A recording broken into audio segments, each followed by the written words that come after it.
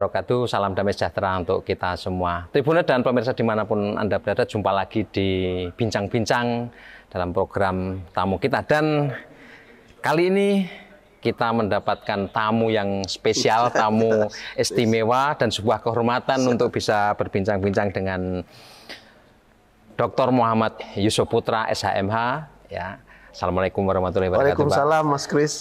Selamat datang di Pasaman Barat. Baik, Pak Yusuf ini adalah Kepala Kejaksaan Negeri Pasaman Barat. Dan tentu kalau Anda mengikuti dunia penegakan hukum, maka saya harus mengingatkan bahwa beliau adalah satu di antara pendekar kejaksaan kita saat menangani mega skandal PT Jiwasraya. Nilainya luar biasa, mengejutkan kita semua, dan kita bisa melihat capaian dari proses hukumnya itu. Ada sejumlah terdakwa yang divonis hukuman seumur hidup. Ini luar biasa, dan saya akan memulai dari situ, Pak Yusuf ya. Ya, bagaimanapun ini sesuatu yang sangat langka, ya, kasus pidana korupsi, kemudian para pelakunya dituntut seumur hidup, dan vonisnya sampai tingkat Mahkamah Agung juga sama. Artinya ini mengindikasikan apa, Pak? Artinya mungkin juga Pak Yusuf bisa sekaligus selayang pandang. Apakah ini pernah terpikirkan sebelumnya? Silakan Pak Yusuf. Ya, terima kasih Mas Kris. Iya. Yang pertama saya bahagia, bangga, appreciate bisa hadir di forum podcast tamu kita di hadapan para tribuners. Ini kali kedua. Jadi momentum itu memang tidak pernah datang dua kali. Saya percaya itu. Pada waktu itu saya ingat betul akhir Desember 2020, akhir Desember 2020, saya sebetulnya sudah mendapatkan penugasan di Jakarta Pusat, di Kejaksaan Negeri Jakarta Pusat sebagai Kasipitsus per tanggal 4 Desember 2019. Ya. Nah, kemudian pada waktu itu memang terjadilah permasalahan di BUMN, yang salah satu BUMN yang dulu merupakan ikon asuransi di negeri ini. Tertua itu kan tertua. Kalau teman-teman Mas Kris lihat di Jalan Juanda itu kan ikonik sekali bangunannya. Betul. Nah, pada waktu itu kalau kita ingat awal mulanya kan Ibu Menteri Keuangan melaporkan adanya skandal, adanya fraud di tubuh BUMN tersebut. Nah, pada waktu itu Desember, hampir menjelang akhir tahun, tidak ada orang. Hampir dikatakan sementara butuh penanganan yang cepat dan tepat. Akhirnya pimpinan siapapun pada waktu itu yang ready ditugaskan, mencat. Nah, kami pada waktu itu sudah ditugaskan sebagai Kasipitsus Kejaksaan Negeri Jakarta Pusat.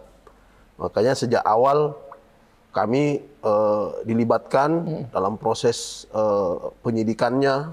Kita menggeledah sejumlah kantor di daerah Jalan Asia Afrika, di Senayan. Terus kemudian ada di sejumlah kantor di Jalan Tamrin, pusat-pusat ibu kota. Sampai pernah kita tuh mengevakuasi berangkas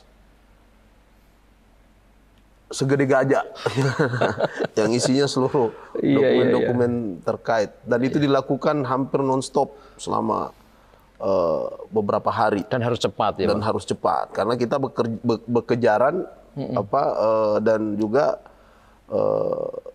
kekhawatiran alat bukti itu akan dilenyapkan, akan dihilangkan karena pada ada satu building itu saya ingat betul kita datang mereka baru saja beli 4 mesin penghancur kertas.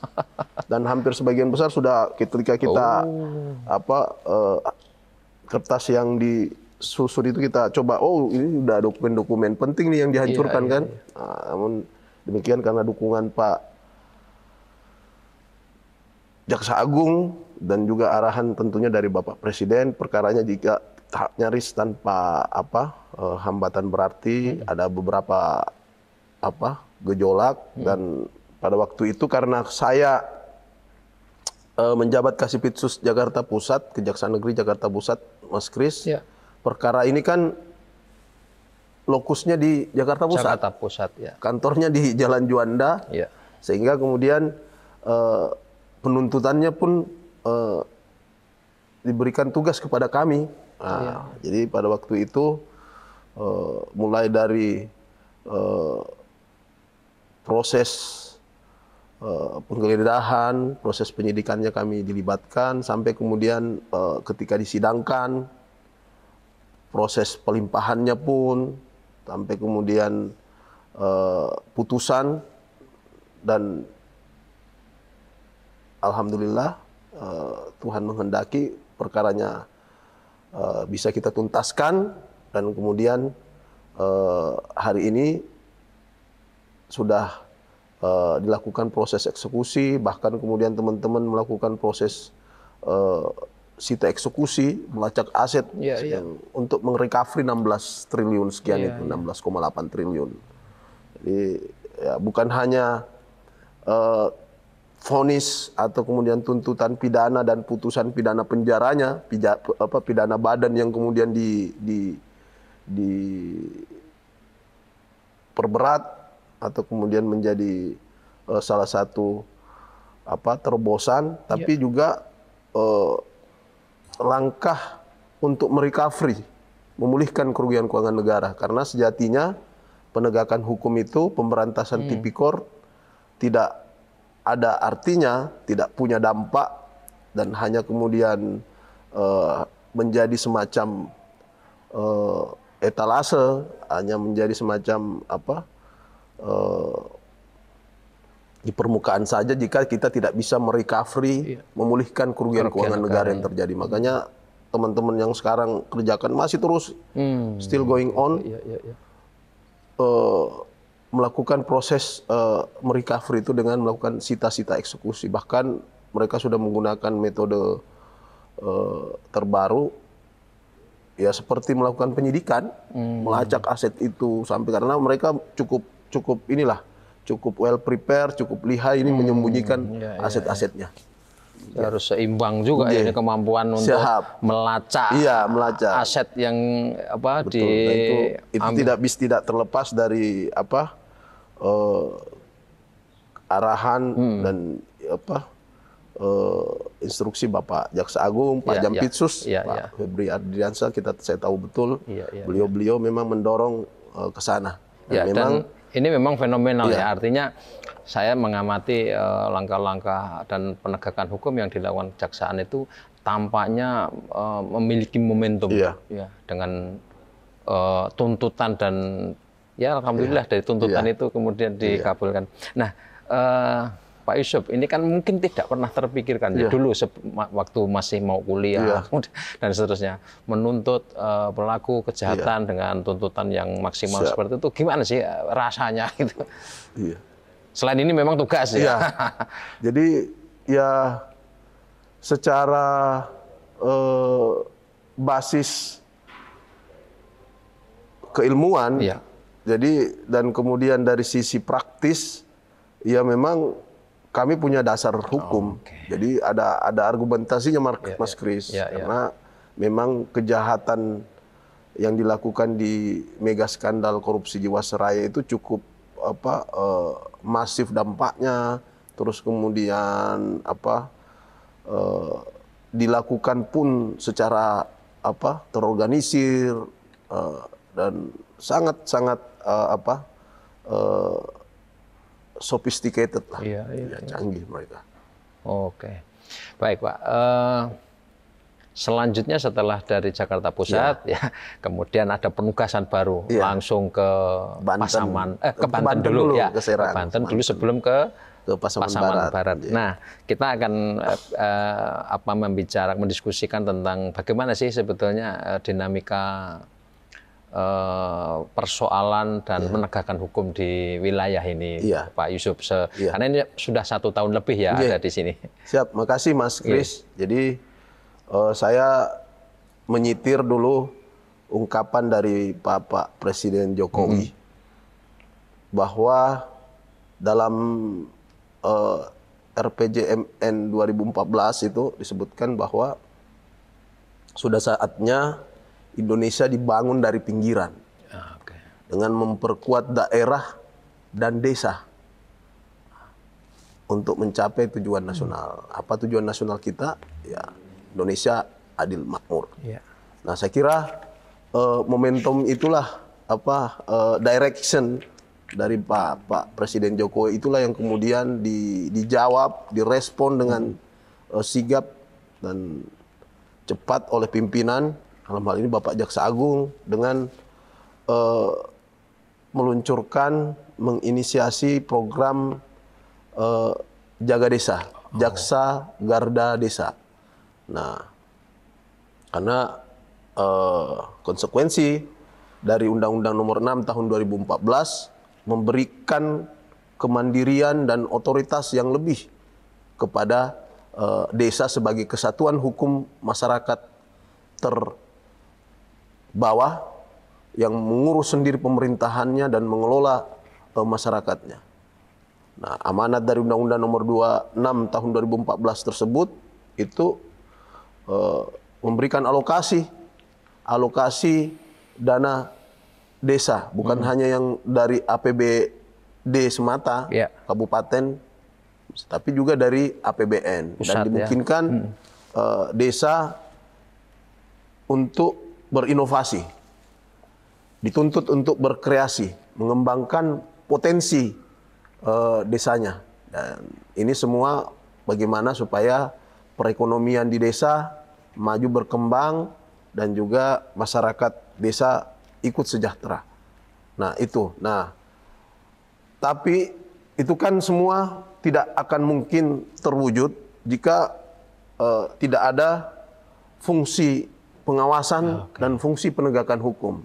Nah, kalau kita belajar dalam beberapa literatur ilmu hukum kan ada rumusnya tuh, Mas Kris kan, CDMA, ya kan?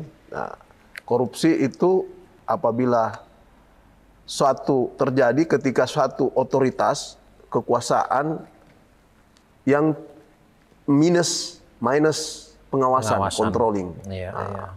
Authority without controlling itu kemudian rawan dan sangat berpotensi korup. Nah, dalam hal ini kita sadar betul setiap pengelolaan keuangan, baik itu keuangan yang bersumber dari APBN, APBD kabupaten kota, maupun yang memang diperuntukkan oleh desa. Dalam hal ini kalau di Sumatera Barat, Mas Kris, Nagari. Nagari ya. Nah, setiap pengelola keuangan itu memungkinkan terjadinya fraud, penyimpangan. Selalu ada kemungkinan untuk terjadi potensi-potensi penyalahgunaan di sana. Nah, selalu ada celah sehingga terjadi perbuatan melawan hukum, pelanggaran, dan kita tahu sendiri ya tidak ada hukum yang sempurna, ya kan? Selalu ada loophole, selalu ada ruang-ruang yang kemudian sangat mungkin dimanfaatkan oleh oknum-oknum pihak-pihak tertentu. Nah, tugas kami untuk memastikan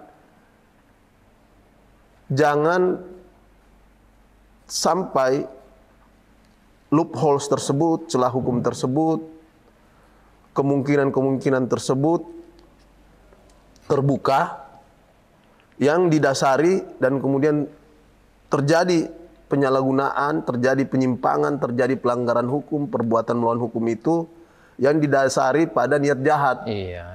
Yang sudah by design, yang sudah by intention. Nah, untuk itulah kami hadir dengan program Jaga Nagari ini. Jaga Nagari. Nah, ibaratnya Mas Kris, penegakan hukum ini harus benar-benar kita posisikan, kita menghukum, menindak orang yang memang benar-benar melanggar hukum. Nah, ibaratnya seperti batang besi. Kalau batang besi itu masih bengkoknya 15 derajat, 10 derajat, 5 derajat, ya kan? Bahkan mungkin sampai 30 derajat, kalau kita luruskan masih bisa lurus tuh. Tapi kalau sudah 45 derajat ke atas, 45, 50, 60, ketika kita luruskan, patah. Nah, kalau dalam penegakan hukum kan bukan hanya semata-mata untuk menegakkan aturan, tapi juga memberikan efek jerah. Memberikan message, pesan kepada siapapun itu agar supaya jangan coba-coba, don't try. Nah, seperti itu, Mas Kris. Nah, itulah yang kemudian kami coba di Pasaman Barat, gagasan, narasi itulah yang kemudian kami coba kawal untuk Nagari, pemerintahan desa. Kami pastikan betul jangan sampai terjadi penyimpangan, penyalahgunaan, pelanggaran hukum yang mengakibatkan dana desa yang sudah dikucurkan ini tidak tepat sasaran, bahkan kemudian disalahgunakan oleh oknum-oknum untuk kepentingan individu ataupun kelompok. Nah, kami hadir dengan program Jaga Nagari. Sementara untuk yang lain kami membuka diri juga. Kami membuka diri, kami punya bidang tugas yang namanya Seksi Perdata dan Tata Usaha Negara, Seksi Datun. Seksi Datun ini kami memposisikan sebagai mitra dari organisasi pemerintah daerah yang ada di Kabupaten Pasaman Barat. Sekiranya ada permasalahan-permasalahan atau ada hal-hal yang perlu penguatan secara hukum, konsultasi hukum, dan termasuk sampai pendampingan, dan kita juga menerima kuasa. Semua tujuannya untuk memastikan setiap sen, setiap rupiah dari anggaran itu dapat digunakan tepat sasaran, tepat waktu, dan juga tepat kualitasnya. Nah, seperti itu. Itu ya. Oke Pak, jadi dana desa ini memang besar ya, luar biasa. Setiap tahun desa harus mengelola miliaran. Nah, pengucuran dana desa ini kan barangkali ya saya menduganya mungkin cepat, kemudian dari sisi administrasi kebanyakan, mungkin perencanaan, keuangan, administrasinya itu kan kadang-kadang menjadi titik lemah di tingkat desa. Aparaturnya mungkin belum begitu bisa mengikuti SOP dan seterusnya. Apakah kemudian yang dilakukan di Seksi Datun tadi, karena itu sebagai mitra pendampingan, apakah sampai ke situ, Pak? Iya, terima kasih Mas Kris. Jadi untuk Sumatera Barat dan Pasaman Barat,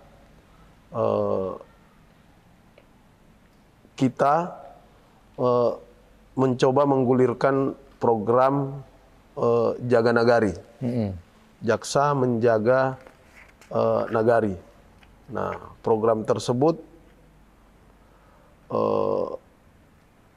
memberikan ruang kepada teman-teman wali nagari beserta perangkatnya untuk bisa melakukan koordinasi, konsultasi dalam hal penyelenggaraan, dalam hal pelaksanaan kegiatan-kegiatan pemerintahan desa.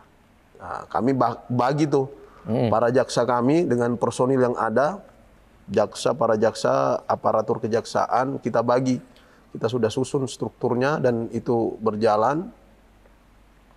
Per setiap nagari pada setiap kecamatan itu ada jaksa yang mengawal. Nah, seperti itu. Nah, di level provinsi pula Sumatera Barat kemarin Pak Kajati, Pak Kajati Sumatera Barat bersama Pak Gubernur Sumatera Barat meluncurkan program Kawadaun. Nah, Kejaksaan Kawal Dana untuk Nagari. Jadi kawal dana untuk nagari ini tentunya bagian daripada inisiatif langkah untuk memastikan tidak ada yang terbenih mensrea niat jahat dalam hal, karena setiap pengelolaan keuangan selalu ada kemungkinan itu, kemungkinan itu Mas Kris. Jadi dan prinsip kami seperti arahan pimpinan juga Pak Kajati, ini khusus untuk jaga nagari dan Kawadaun itu Pak Mas Kris dia programnya di bidang intelijen, bukan di Datun. Nanti di Datun ketika kemudian membutuhkan pendapat hukum atau misalnya sampai ada yang bersifat litigasi sampai ke pengadilan, kita dampingi itu sebagai jaksa pengacara negara. Jadi di bidang intelijen kita memastikan dengan mengawal, mendampingi wali nagari berikut perangkatnya. Nah, jangan sampai kemudian yang terjadi fenomena juga justru penyerapannya yang kurang, ya kan? Misalnya sampai hari ini tuh kita terinformasi di Pasaman Barat belum ada realisasi anggaran dari dana desa. Makanya ini kita dorong. Nah, jadi jangan sampai juga justru mereka takut, ya kan? Mereka was-was, mereka khawatir. Nah, psikologi manusia siapapun dia ketika berada dalam keadaan seperti itu, tekanan dan seterusnya, kreativitas itu tidak ada.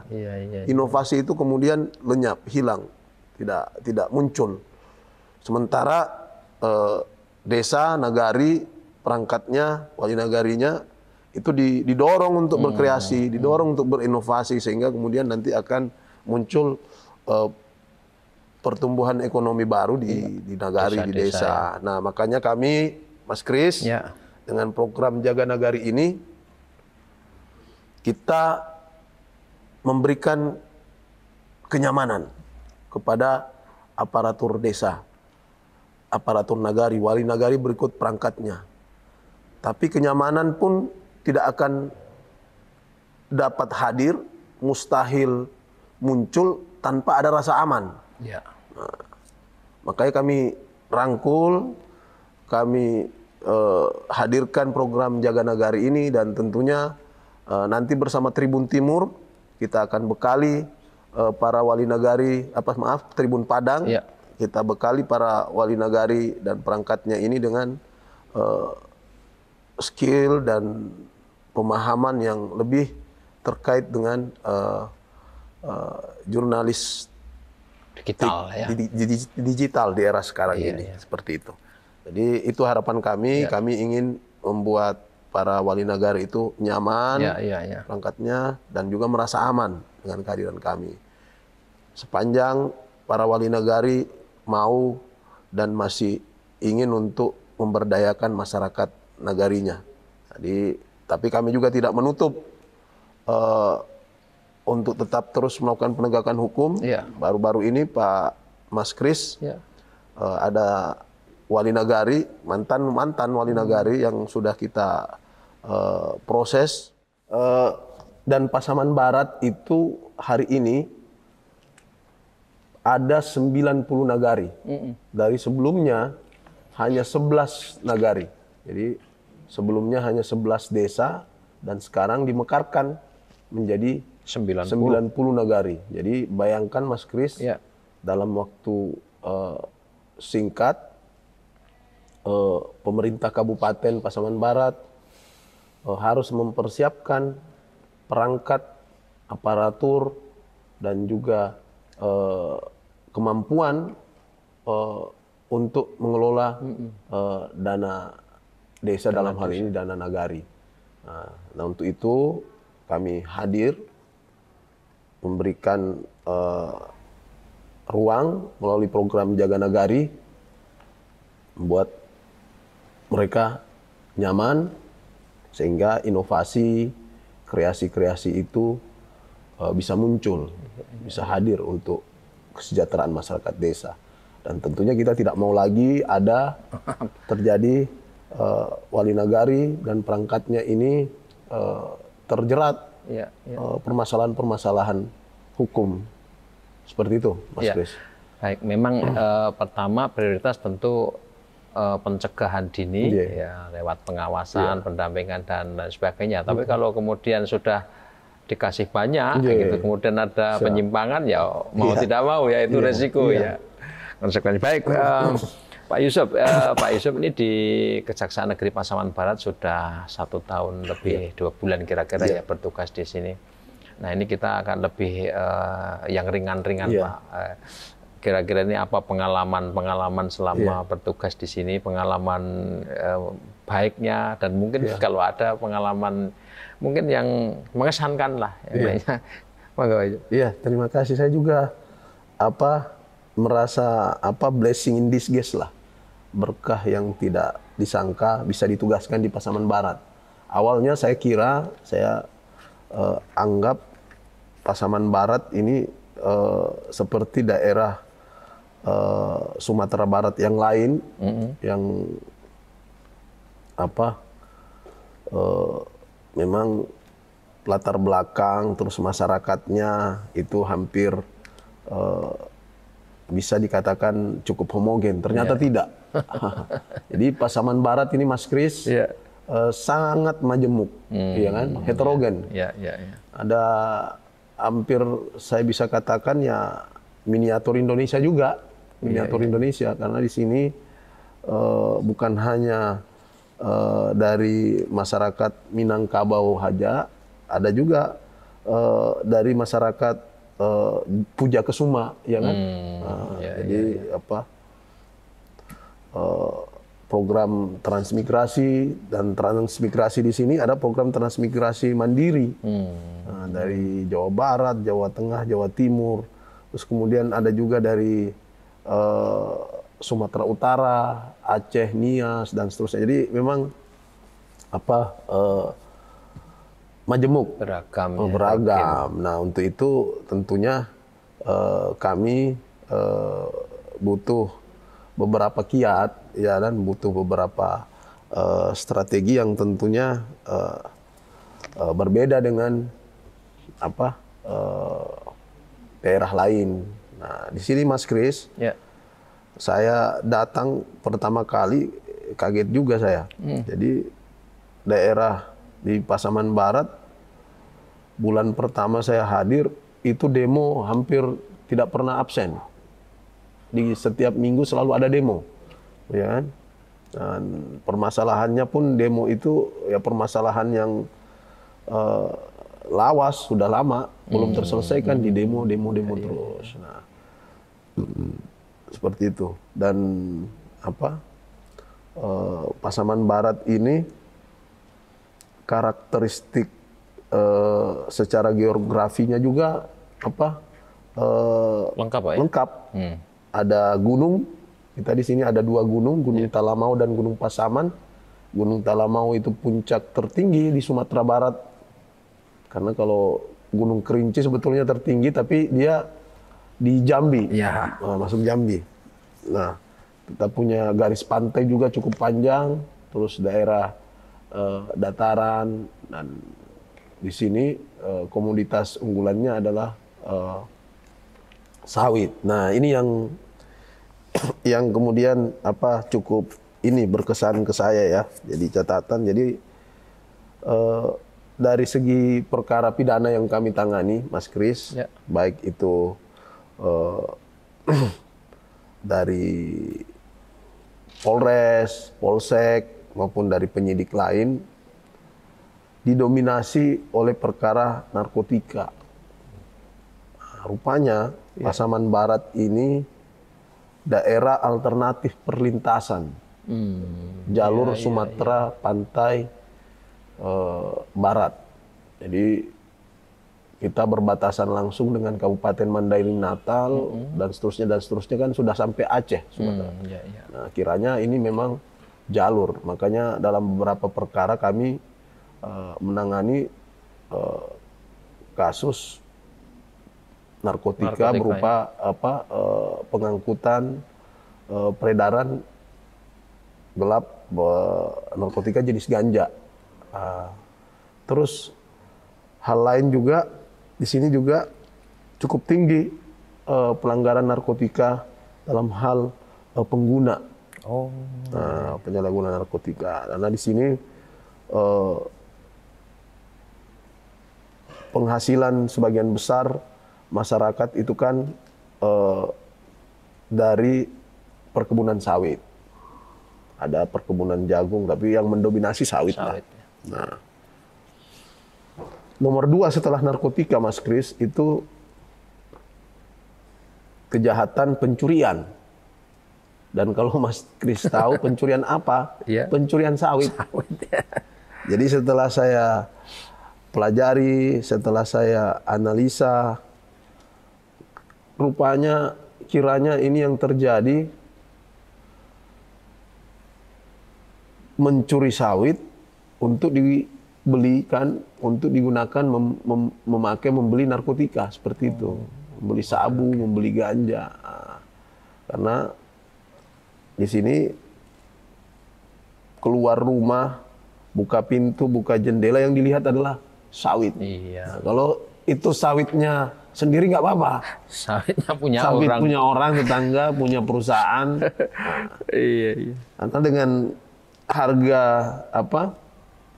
BTS buah tandan segar yang cukup menjanjikan, ya kan. Terus kemudian sawit ini kan emas hijau. Siapapun yang bisa, ini tidak ada labelnya, tidak ada QR, tandanya tidak ada, dijual dimanapun jadi, digunakan untuk, jadi dia double criminality, karena dia untuk menggunakan narkobanya dia mencuri sawit, karena fenomenanya begitu. Nah, itu yang unik di sini. Ya, menarik ya. Baik, Pak Yusuf, saya kira cukup banyak ini tadi yang disampaikan, dan poin pentingnya adalah memang kejaksaan melakukan pendampingan secara langsung untuk menjaga program pemerintah ya dalam jangka panjang lewat program Jaga Nagari. Nah, terakhir Pak Yusuf, saya minta untuk memberikan semacam catatan penutup entah terkait dengan dinamika penegakan hukum di Pasaman Barat, atau mungkin kepada khalayak ramai tentang penegakan hukum. Silakan, Pak. Ya, baik.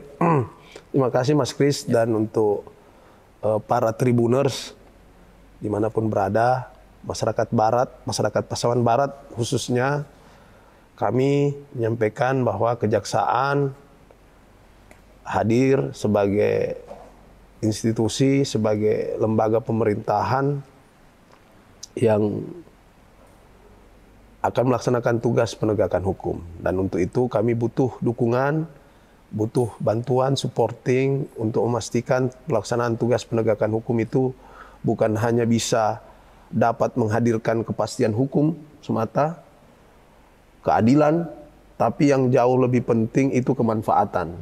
Nah, kemanfaatan sehingga punya dampak, punya pengaruh bagi terwujudnya kebaikan di masyarakat.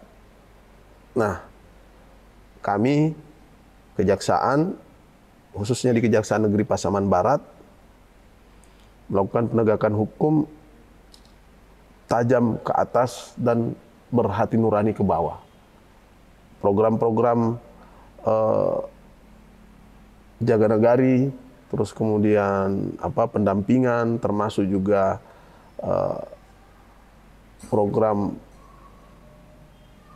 penghentian penuntutan berdasarkan keadilan restoratif terhadap perkara-perkara tindak pidana ringan, tindak pidana yang kemudian kami melakukan mediasi, pertemukan antara pelaku dan korban sehingga bisa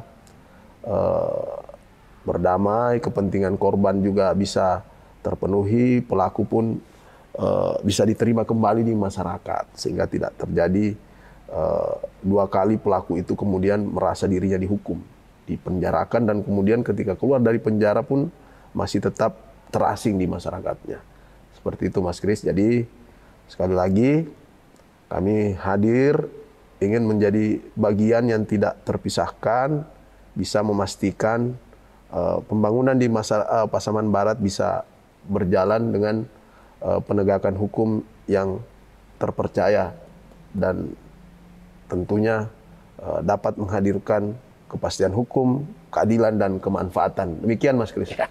Baik Pak Yusuf, terima kasih sekali untuk waktu, kesempatan, dan apa yang disampaikan tadi. Semoga ini betul-betul memang bermanfaat untuk warga Pasaman Barat, untuk kita semua tentu saja. Tribuners dan pemirsa dimanapun Anda berada, demikian bincang-bincang kita dengan Dr. Muhammad Yusuf Putra SHMH, Kepala Kejaksaan Negeri Pasaman Barat. Kita akan jumpa lagi di program tamu kita selanjutnya. Terima kasih. Wassalamualaikum warahmatullahi wabarakatuh.